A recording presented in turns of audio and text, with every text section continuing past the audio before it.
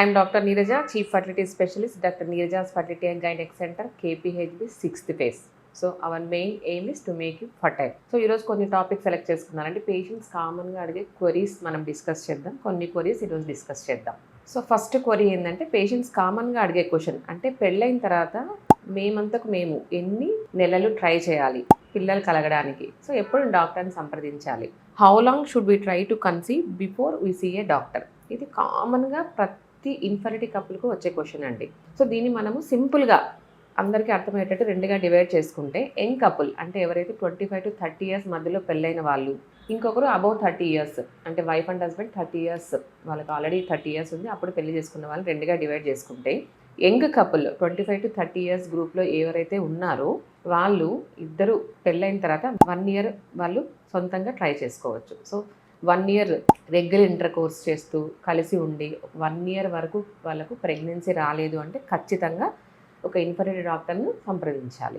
ఒకవేళ ఆల్రెడీ పెళ్ళైనప్పటికే వాళ్ళకి 30 years అనుకోండి, మేల్ కానీ ఫీమేల్ కానీ 30 years ప్లస్ ఉంటే వీళ్ళకు మనం 1 year గ్యాప్ కాకుండా 6 months మాత్రమే చెప్తాం. సో 6 months సీరియస్గా వీళ్ళు సెక్షువల్ ఇంటర్ కోర్సు రెగ్యులర్గా చేసుకుంటారు, ట్రై చేసిన 6 months వరకు కూడా వాళ్ళకి ప్రెగ్నెన్సీ రాలేదంటే వాళ్ళు డెఫినెట్గా 6 months తర్వాత డాక్టర్ని సంప్రదించాలి.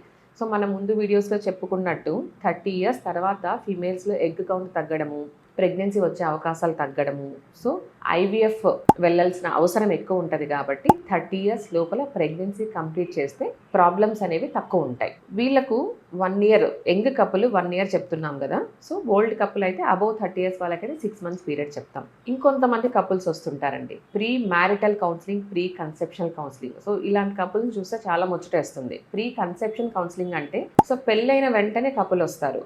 సో వాళ్ళకు మేము కొన్ని టెస్టులు చేయించుకుంటాము, అసలు మాకు ప్రెగ్నెన్సీ మేము ఒకవేళ పోస్ట్పోన్ చేసుకోవచ్చా, ఏమన్నా ప్రాబ్లం ఉందా, సో ఆ డౌట్స్తో వస్తుంటారు. సో వీళ్ళు యాక్చువల్గా అయితే ఈ టైము మంచి టైము. సో పెళ్ళైన వెంటనే ఒకవేళ ఫీమేల్ మేల్ వచ్చినప్పుడు జనరల్ టెస్ట్లు మనం, so complete blood picture, thyroid టెస్ట్లు, షుగర్ టెస్ట్లు, వైరల్ టైటర్స్ కాకుండా ఒక స్కాన్ చేయడము, AMH anti Mullerian hormone, antral follicular count స్కాన్లో ఎన్ని ఉన్నాయి, సో ఫిమేల్ రిప్రొడక్టివ్ ఆర్గాన్స్ మనకు ప్రెగ్నెన్సీ సంబంధించిన అన్ని ఆర్గాన్స్ ఎలా ఉన్నాయి అసెస్ చేయడము, అలాగే మేల్స్లో కూడా ఒక సెమన్ అనాలిసిస్, సెమన్ కౌంట్ ఎలా ఉంది, ఏమైనా ప్రాబ్లమ్స్ ఉన్నాయా, వీళ్ళిద్దరు ఏమైనా మెడికేషన్స్ తీసుకుంటున్నారా, ఒకవేళ ప్రెగ్నెన్సీ ప్లాన్ చేసుకోవచ్చా, పోస్ట్పోన్ చేసుకోవచ్చా, ప్రెగ్నెన్సీలో ఈ మెడికేషన్స్ ఏమైనా చేంజ్ చేయాలా, సో అవన్నీ వాళ్ళు ముందే ప్రెగ్నెన్సీ ముందే సో డాక్టర్ని సంప్రదించి ఇవన్నీ టెస్ట్లు చేసుకోవడం ద్వారా వాళ్ళకి ఎన్ని మంత్స్ వెయిట్ చేయొచ్చు ప్రెగ్నెన్సీ కొరకు, ఒకవేళ ప్రెగ్నెన్సీ పోస్ట్పోన్ చేసుకోవచ్చా, పోస్ట్పోన్ చేసుకుంటే ప్రాబ్లమ్స్ ఏమొస్తాయి, సో అవన్నీ ఒక ఐడియా ఇవ్వడము, కౌన్సిలింగ్ చేయడం జరుగుతుంది. సో ప్రీ కన్సెప్షనల్ కౌన్సిలింగ్ అనేది అన్నిటికంటే బెస్ట్ పీరియడ్.